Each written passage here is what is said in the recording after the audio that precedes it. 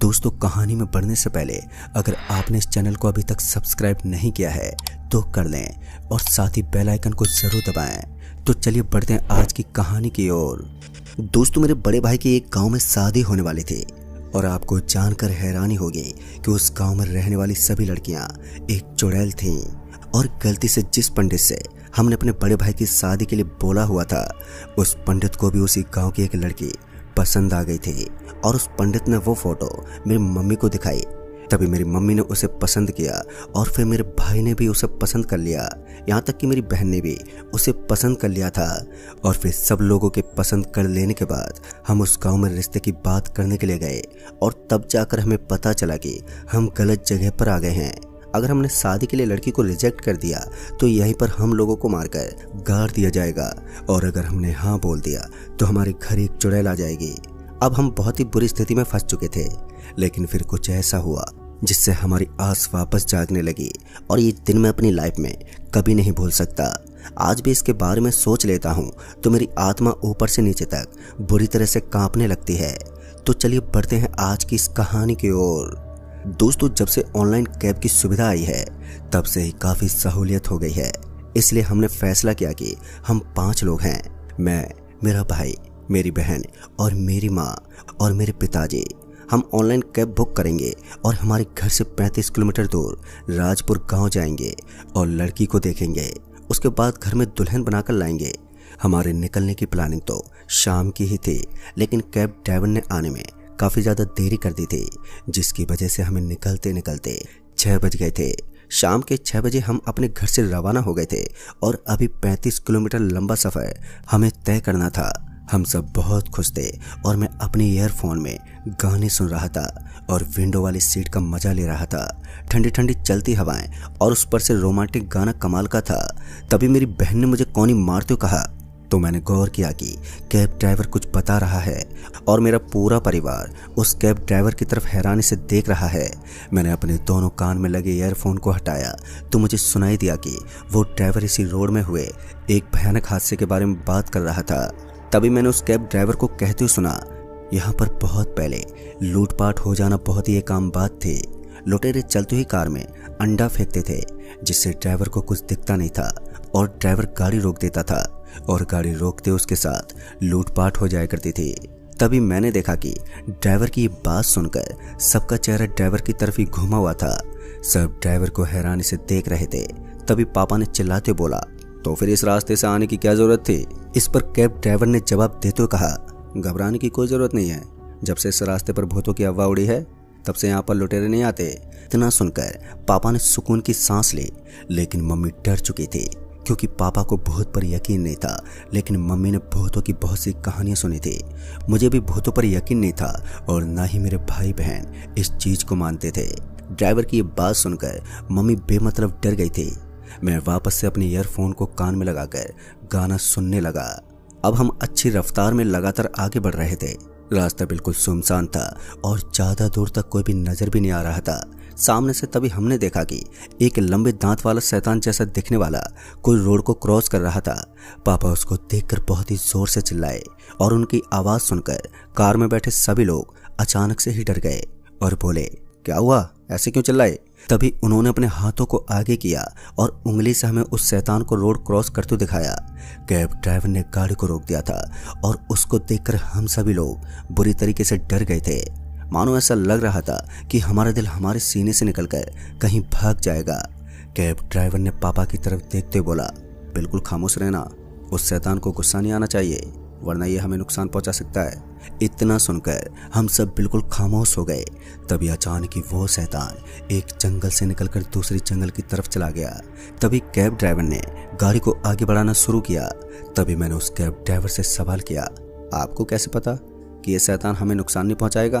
तब उस cab driver ने जवाब दिया, मेरा यहाँ से अक्सर आना जाना होता रहता है, इसलिए मुझे इसकी सारी जानकारी है और मेरे पिताजी भी एक बड़े तांत्रिक हैं, इसलिए मुझे शैतानों से इतना डर भी नहीं लगता।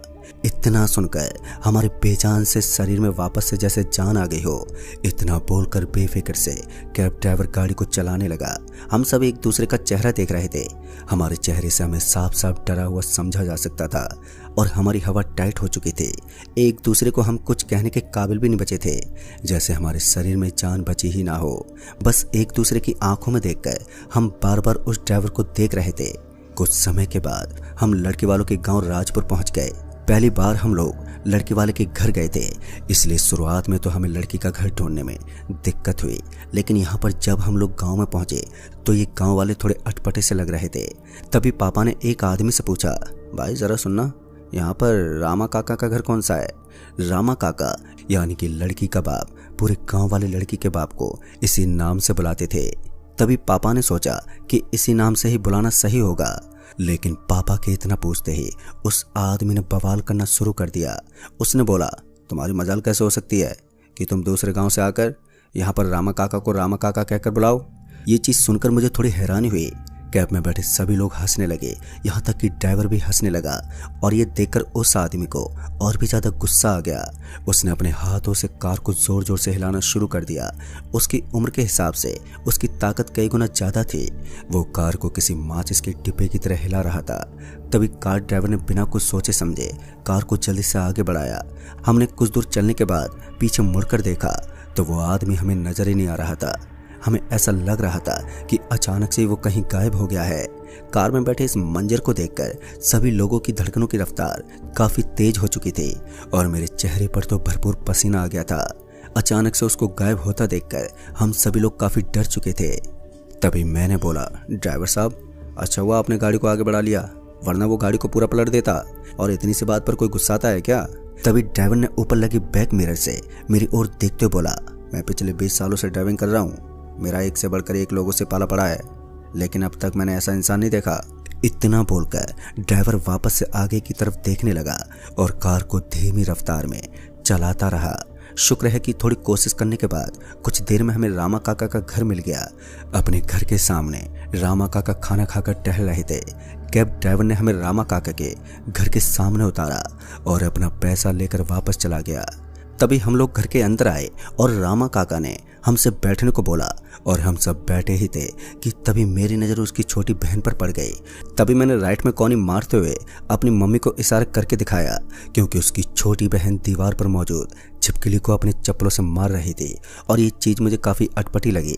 इसलिए मैंने अपनी माँ को भी दिखाया, लेकिन उन्होंने कहा कि वो छिपकली को मार नहीं रही, बल्कि वो छिपकली को दीवार से भगा रही है। लेकिन शायद वो मेरी बात उसी समय समझ जाती तो इतनी बड़ी परेशानी का हमें सामना नहीं करना पड़ता। रामा काका बैठकर मेरी माँ और मेरे पापा से बात करने लगे। मेरे भाई का ध्यान तो बस उसकी बड़ी बहन के ऊपर लगा हुआ था।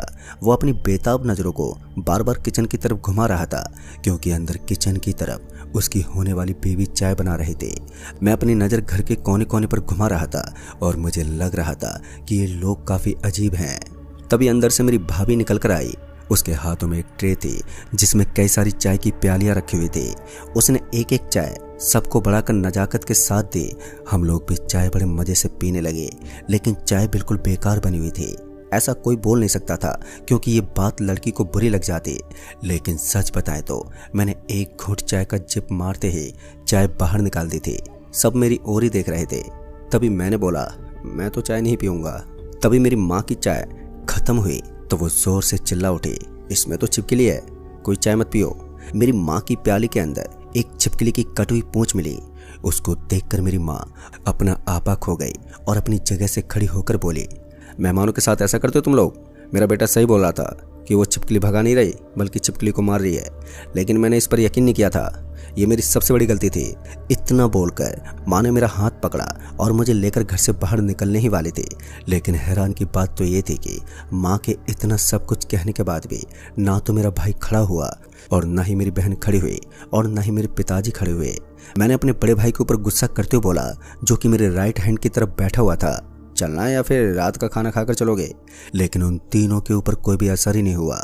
मुझे समझ में नहीं आ रहा था कि आखिर ऐसा क्यों हो रहा है। फिर कुछ देर के बाद मुझे एहसास हुआ कि मैंने और माँ ने उस लड़की की आंखों से आंखें मिलाकर बात नहीं की थी। इसके वजह से हमें उसके जादू का असर नहीं हो रहा था।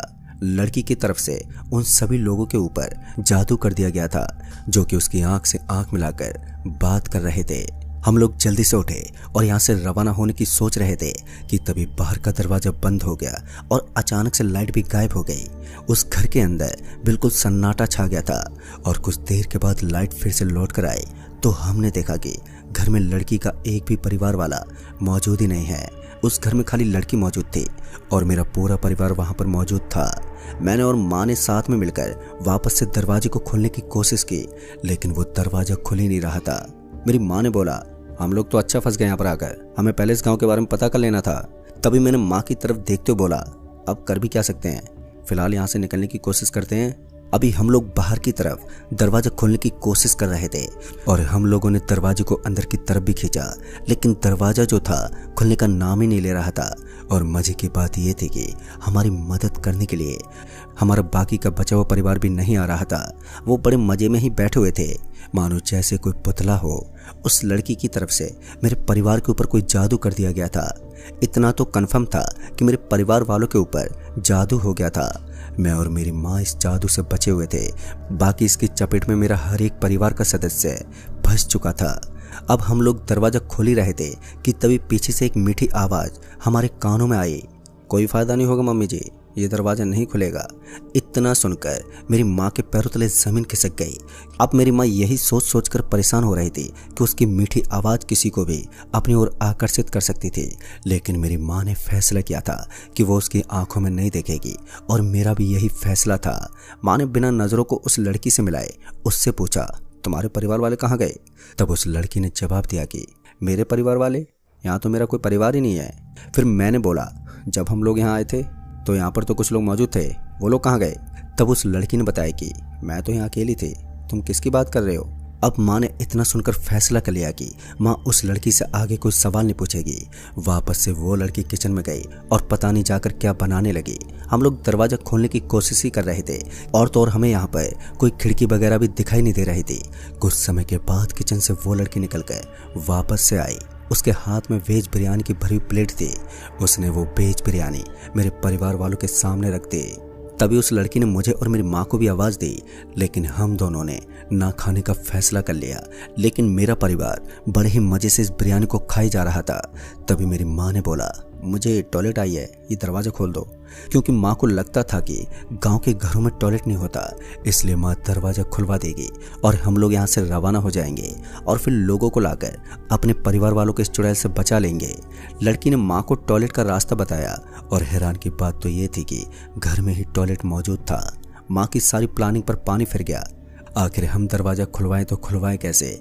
और तो और वो लड़की साफ साफ ये बोल रही थी कि दरवाज़ा नहीं खुलेगा। कोई ना कोई तरीके से हमें दरवाज़ा खुलवाना ही था, क्योंकि बिना दरवाज़ा खुलवाए हम इस घर से बाहर नहीं जा सकते थे।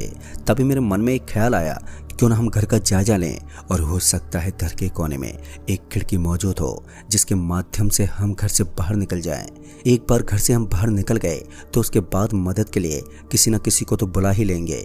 माँ टॉयलेट करने के लिए गई, पीछे पीछे मैं भी चला गया और मैंने जाकर पूरे घर का जायजा लिया, लेकिन कोई भी ऐसी खिड़की मौजूद नहीं थी जो कि मेरी ताकत से खुल जाती। उस घर में खिड़की तो वैसे बहुत सारी थी, लेकिन मेरे खोलने से खुल नहीं रही थी। तभी मैंने देखा कि किचन में कई सारी मरी हुई छिपकली पड़ी थी और उन छिपकली में से सबकी पूंछ अलग अलग थी। तभी माँ टॉयलेट करके वापस आई, माँ के साथ साथ मैं भी आ गया। तभी मैंने देखा अभी वो लड़की यहाँ पर मौजूद नहीं है। हमने अपने परिवार वालों से बात करने की कोशिश की, लेकिन वो होश में नहीं थे। ऐसा लग रहा था कि किसी ने उन्हें अपने वश में कर रखा है। और अपने परिवार वालों के बगल में आकर हम लोग भी बैठ गए थे, क्योंकि हमने अपनी तरफ से हर मुमकिन कोशिश की दरवाजे को खोलने की या इस घर से बाहर निकलने की, लेकिन हमें कोई भी ऐसा रास्ता नहीं दिखाई दिया जिसके माध्यम से हम इस घर से बाहर निकल सकते थे। तभी हमने देखा कि किचन से वो चुड़ैल वापस आई है। उसके हाथ में चाकू है और उसने हमसे सवाल किया, मैं आपको कैसी लगी? क्या आप मुझे अपने घर की बहू बनाएंगे? मेरी और माँ की नज़र उसके पैरों की तरफ थी। जो कि साड़ी की वजह से दिखाई भी नहीं दे रहा था। मैं उठकर चुपचाप किचन की तरफ जाने लगा, पर उसने मुझे रोकने की कोशिश नहीं की। मुझे लगा वो चुड़ैल मुझे किचन में जाने से रोकेगी, लेकिन उसने रास्ता छोड़ दिया और माँ के करीब आ गई। मैं किचन में गया और देखने लगा कि कोई धारदार हथियार मौजूद है कि नहीं, लेकिन वहां पर मुझे कुछ भी नजर नहीं आया। तभी मैं वापस से किचन से आया तो मैंने देखा कि वो जबरदस्ती माँ का चेहरा अपने दोनों हाथों से पकड़कर माँ को अपनी आंखों में दिखाने की कोशिश कर रही थी, लेकिन माँ ने अपनी दोनों आंखें बंद कर रखी थी। मैंने पीछे से डरते हुए बोला, भाभी आप ये क्या कर रही हो? इतना सुनकर उसने अपना मुंह मेरी तरफ घुमाया। मैंने अपनी नजरों को नीचे किया कि कहीं गलती से भी मेरी और उसकी आंखें ना मिल जाएं, और तभी वो मेरी तरफ बढ़कर आई। तभी हमें महसूस हुआ कि घर के दरवाजे के बाहर कोई आया है और दरवाजा ठोक रहा है। तभी वो चुड़ैल दरवाजे की तरफ बढ़ी और जाकर दरवाजे को खोला तो हमने देखा कि सामने वही कैब ड्राइवर खड़ा है जो कि हमें यहाँ तक छोड़ने आया था। तभी उस कैब ड्राइवर ने उस चुड़ैल की नजरों से मिलाकर बोला, उनमें से किसी का मोबाइल मेरे कैब में गिर गया था। हैरान की बात तो ये थी कि इस कैब ड्राइवर ने चुड़ैल की नज़रों से नजरें मिला ली थी, लेकिन फिर भी इसके ऊपर कोई भी असर ही नहीं हुआ। कैब ड्राइवर ने मोबाइल आगे बढ़ाया। तब मैंने बोला कि हम लोगों को भी यहाँ से चलना है, एक काम करिए आप वापस से हमें वहीं छोड़ देंगे जहाँ से पिकअप किया था। इतना सुनकर कैब ड्राइवर ने बोला, हाँ क्यों नहीं। मैं जल्दी से कैब ड्राइवर के पास गया और उनके हाथ से मोबाइल लिया। कैब ड्राइवर हमारी स्थिति को समझ चुका था। उसने घर के चारों तरफ अपनी नज़रों को घुमाया और हमारी तरफ देखा। हमारा घबराया हुआ चेहरा देखकर वो इतना तो समझ गया था कि हम लोग कोई परेशानी में हैं। फिर उसने एक बार चुड़ैल के पैरों में नज़र डाली और उसका शक यकीन में बदल गया। उसने ना जाने क्या पढ़कर चुड़ैल के माथे पर अपना अंगूठा रखा और चुड़ैल वहीं पर बेहोश हो गई। भाई बहन और पापा के ऊपर जो जादू का असर था अब वो भी खत्म हो गया था। ये कैब ड्राइवर किसी फरिश्ते की तरह यहाँ पर आकर हमारी मदद कर रहा था। जल्दी से हम लोगों ने पापा भाई बहन को उठाया और कैब की तरफ भागे। तभी कैब ड्राइवर ने जल्दी से कैब स्टार्ट की और हम वहां से रवाना हुए। अब कैब ड्राइवर गाड़ी को भगा रहा था। तभी मैंने पूछा, आपने क्या पढ़कर उस चुड़ैल के माथे पर अपना अंगूठा रखा जिससे वो बेहोश हो गई? उस कैब ड्राइवर ने जवाब दिया कि जैसा मैंने आपको पहले भी बताया था कि मेरे पिताजी एक बड़े तांत्रिक हैं और उनसे थोड़ा बहुत ज्ञान मुझे भी मिला है। उन्हीं में से एक ज्ञान ये भी था जिससे मैंने उस चुड़ैल को बेहोश कर दिया था। ये एक मंत्र है जिसे मैं हर किसी को नहीं बता सकता। दोस्तों इतना सुनकर मैंने बोला, कोई बात नहीं, शुक्र है कि हम सब ठीक हैं। पर अभी भी मेरी बहन, मेरा भाई और मेरे पापा को ये नहीं पता चल सका था कि उनके साथ आखिर क्या हुआ था। वो अभी भी बिल्कुल गुमसुम थे। उन्हें समझ में नहीं आ रहा था कि आखिर हो क्या रहा है। हमने कार में उनको सारी बातें बताई जिसको सुनकर उन सभी के होश उड़ गए। उस कैब ड्राइवर वाले ने हमें हमारे घर पर छोड़ा और एक मंत्र पढ़कर हम सबके ऊपर फूंका, क्योंकि वो चुड़ैल इतनी आसानी से पीछा नहीं छोड़ने वाली थी। तभी कैब ड्राइवर ने बोला, ऐसी चुड़ैल इतनी आसानी से पीछा नहीं छोड़ती। वो घर तक आ जाती हैं और शादी करके बच्चे तक पैदा कर लेती हैं और फिर शुरू होती है इनकी असली कहानी। तभी मैंने कैब ड्राइवर की तरफ देखा और बोला, कैसी कहानी? इस पर कैब ड्राइवर ने कोई जवाब नहीं दिया और बोला, अच्छा मैं चलता हूँ। शुक्र है कि वो कैब ड्राइवर समय पर आ गया था, वरना हमें नहीं पता था कि हमारे साथ क्या होने वाला होता। तभी हमने फैसला किया कि अब ऐसे किसी भी पंडित के दिखाने पर लड़की देखने नहीं जाएंगे। पहले जांच पड़ताल करेंगे और फिर उसके बाद ही लड़की देखने जाएंगे। हमें हमारी इस गलती से बहुत कुछ सीखने को मिला। हमें ये तो यहाँ तक लग रहा था कि हम लोग बच नहीं पाएंगे, लेकिन वो कैब ड्राइवर अगर तांत्रिक का बेटा नहीं होता तो यकीनन आज हम लोग जिंदा नहीं होते। तो दोस्तों इस कहानी में इतना ही। कहानी आपको पसंद आई हो तो वीडियो को लाइक शेयर जरूर कर दें और साथ ही हमें नीचे कमेंट बॉक्स में जरूर बताएं